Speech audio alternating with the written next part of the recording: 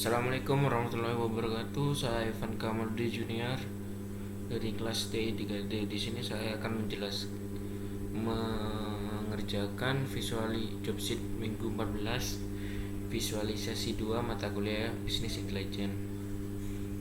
Untuk praktikum, menyajikan data dengan visualisasi di pemrograman Python. Visualisasi dapat dilakukan melalui pemrograman Python. Praktik visualisasi ini membutuhkan beberapa library, namun hal ini dipermudahkan dengan instalasi Anaconda. Jadi saya di sini menggunakan Anaconda Jupyter Notebook. Untuk langkah pertama yaitu membuat pie chart. Pie chart digunakan untuk menunjukkan beberapa banyak dari setiap jenis kategori dalam dataset berbandingan dengan keseluruhan. Pada bagian ini akan membuat diagram lingkaran menggunakan data sampel, variabel yang berisi tupel rasa es krim, variabel voting yang berisi voting. Data tersebut mewakili jumlah voting rasa es krim favorit. Kita dapat membuat grafik menggunakan library Plotly Matplotlib.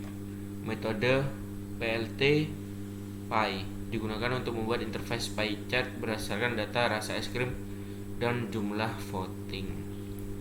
Oke, untuk yang pie chart langsung kita kerjakan. Untuk langkah yang pertama adalah mengimport matplotlib pplot as plt supaya untuk fungsi dari plt tersebut dapat dibaca. Untuk np ini fleksibel, bisa digunakan atau tidak, tapi untuk np ini fungsinya biasanya digunakan untuk data-data seperti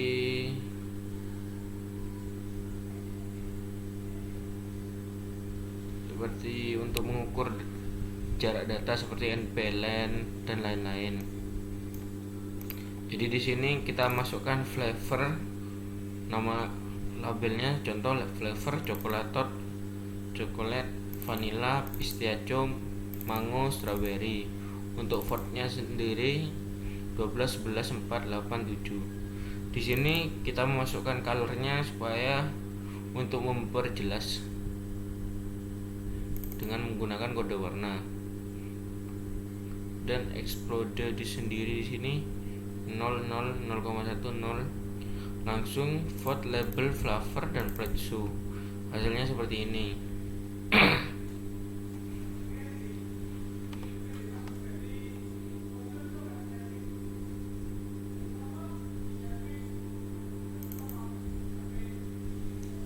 Selanjutnya adalah kita dapat menggunakan melihat bahwa coklat adalah rasa paling populer, diikuti dengan rasa vanilla. Kita dapat mengetahui hal ini dengan melihat data mentahnya, namun data dalam format diagram lingkaran juga dapat digunakan untuk melihat informasi dengan mudah, seperti fakta bahwa kombinasi coklat dan vanilla memiliki lebih dari setengah suara. Apabila apa yang tidak kita lihat adalah presentasi sebenarnya, jika melihat beberapa persen kontribusi masing-masing rasa es krim, kita bisa menggunakan argumen auto PCT. Untuk nilai argumen ada beberapa string format yang dapat digunakan untuk mengatur ketampilan. Kita coba ubah nilai menjadi 1,0 dan 1,2 f persen. Oke, untuk selanjutnya adalah membuat pie chart. Membuat pie chart tapi untuk menampilkan presentasi datanya.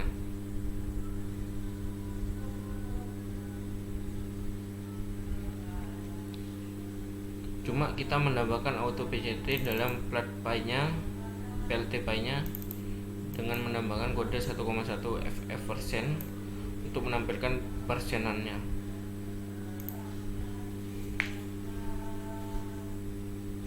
Selanjutnya adalah mari kita bayangkan kita secara mempersiapkan bagan ini untuk mempresentasi, dan kita ingin memanggil salah satu rasa secara khusus, mungkin mangga baru dipasarkan, dan untuk melakukan highlight terhadap data mangga. Untuk melakukan ini kita menggunakan argumen explode. Ini memungkinkan menyetel offset setiap irisan pie di tengah. Pada contoh di bawah ini mendorong mangga keluar rasa 0,1 sambil menjaga semua potongan lainnya tetap berada di tengah. Oke, Berarti di sini meng-highlight suatu data variabel yang kita ingin highlight.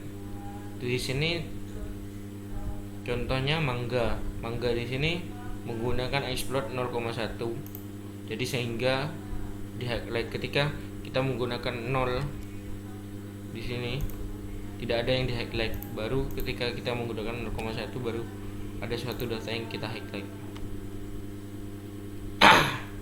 Untuk selanjutnya adalah bar chart. Bar chart adalah merupakan tool visualisasi yang dapat digunakan untuk membandingkan data kategorial, mirip dengan diagram lingkaran. Diagram ini dapat digunakan untuk membandingkan data satu dengan data lainnya. Namun diagram lingkaran sangat spesifik untuk melihat bagaimana satu kategori data dapat dibandingkan dengan keseluruhan. Grafik diagram batang tidak terlalu tepat untuk hal tersebut. Mari kita mulai. Oke, untuk selanjutnya adalah bar chart. Bar chart sendiri digunakan untuk membandingkan suatu data antara satu data dengan data yang lainnya.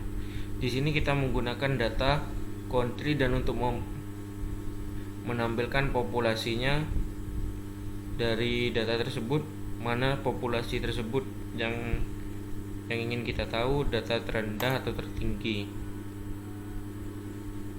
Jadi hasil untuk contohnya seperti ini.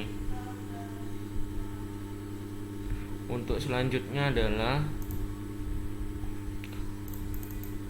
untuk membuat masukkan kode berikut untuk membuat bar chart. Jadi di sini tambah keterangan pada bar chart dengan menambahkan kode berikut. Jadi di sini kita itu menambahkan X label dan Y labelnya dengan nama-nama sesuai. Di sini adalah population of million. Jadi kita menampilkan Argentina mendapatkan poin berapa terbanyaknya, Bolivia berapa, di sini Brazil masih tertinggi.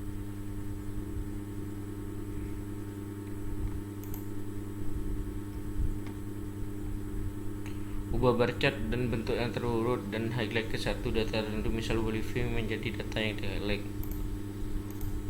Untuk selanjutnya adalah di sini mengurutkan sebuah data dari terkecil dan ke besar dan meng-highlight suatu data yang ingin kita highlight. Jadi di sini kita menggunakan color ini untuk meng-highlight suatu data, dan di sini menggunakan df data frame ini untuk menampilkan sort dari populasi yang ke kecil hingga ke besar.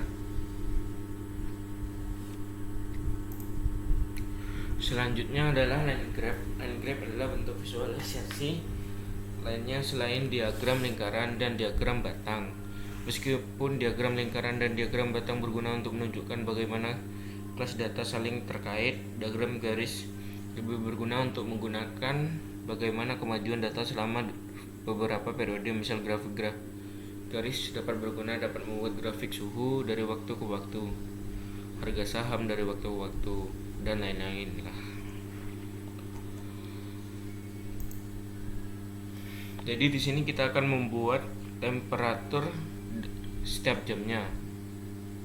Di sini ada 2100 dan datanya sekian. Di sini PLT plot, hour, temperatur T, dan show untuk mendisplaynya. Kurang lebih contohnya hasilnya seperti kayak gini.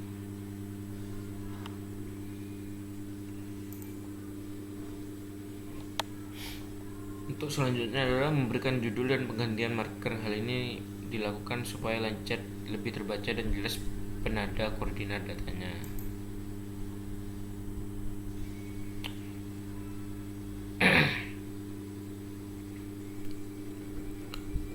PLT plot, hour, temperatur, C marker. Jadi di sini kayak menambahkan koordinator supaya jelas, datanya lebih jelas gitu, dan menambahkan label pada judul X dan Y nya. Ini hour X dan Y nya temperatur Celcius.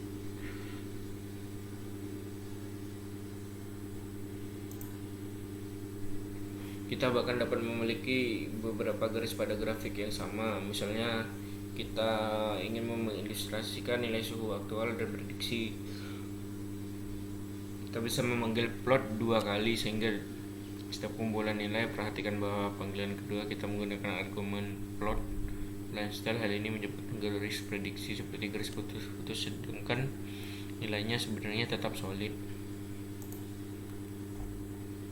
Jadi di sini kita akan menambahkan garis putus-putus dengan menambahkan line style dengan menggunakan PLT plot 2. Yang satunya untuk temperatur aktual, yang satunya untuk temperatur J-predict. Jadi yang biru ini adalah temperatur J-predict, sedangkan yang garis putus-putus ini yang biru ini temperatur aktual, yang putus-putus ini temperatur prediksi. Untuk selanjutnya adalah scatter plot. Scatter plot ini berfungsi untuk data dengan 2 komponen numerik, dapat memberikan informasi yang berguna, terutama mengenai pola atau pencilan.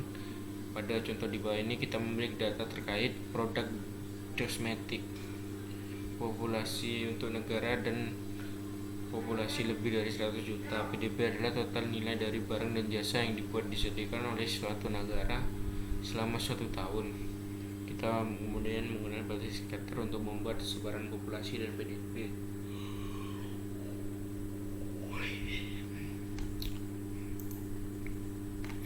Untuk hasilnya seperti ini.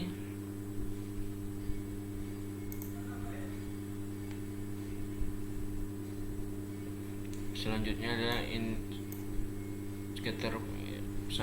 scatter plot sangat intuitif karena kita dapat mengumpulkan informasi tentang data kita. Kita dapat melihat bahwa ada 2 pencilan populasi. Informasi ini dapat membantu kita memutuskan apa kita perlu mengoreksi, mengecualikan pencilan dalam analisis kita.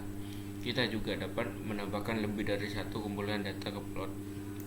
Jadi di sini kita akan membuat perbandingan antara lemon dan lime. Di sini pertama adalah lemon diameter dan berat lemonnya, dan di sini lime diameter dan lime berat. Jadi titlenya itu lemon versus lime, dan X labelnya itu untuk menentukan sentimeternya, sebaran sentimeternya, dan untuk D nya untuk menentukan beratnya. Jadi di sini ini perbandingan antara ini dan ini dan ini.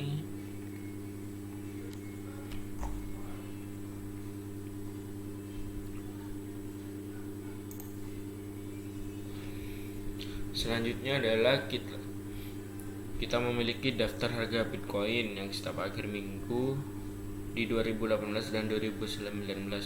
Buat visualisasi yang memungkinkan Anda menjawab pertanyaan tahun apa, 2018 atau 2019, yang cenderung memberikan pengembalian yang lebih baik bagi pemegang Bitcoin.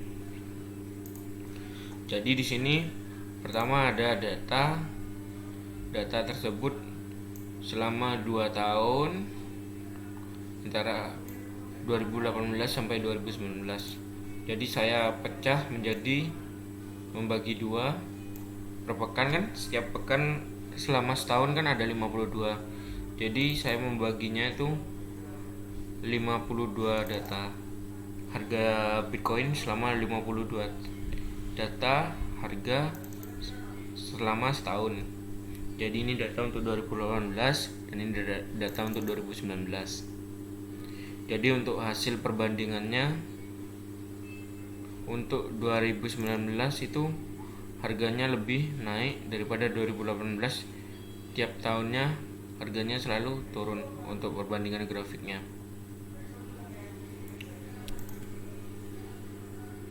Kita memiliki sekantong permen, terdapat 5 jenis permen, masing-masing diberikan nama di bawah ini.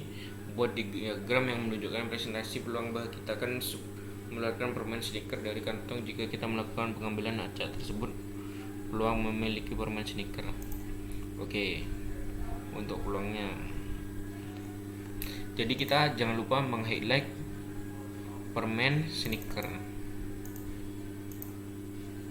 Saya highlight menggunakan explode. Jadi untuk peluang terambilnya permen Snickers 15%.